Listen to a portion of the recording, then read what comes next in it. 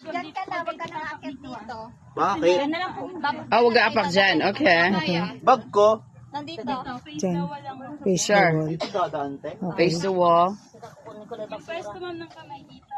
Okay. Pag hindi komportable dito kasi medyo madalas na siya. Sure. Hanap na lang kayo ng Okay. Tapos kapag gusto nyo maghang paha, yung ganito muna, yung right foot nyo, atras nyo. Okay. Tapos Ate, may band-aid naman kayo, no? Sure. Yan, tapos yung sika, iwasan na nakadikit Sa sa pagbaba. baba. Ah, okay. Angat lang yung kamay lagi. Paano lang hindi ko kaya? Tapos after man, dito ka nadaan pa. Yan. Pocket. Okay. Galing ni Pat.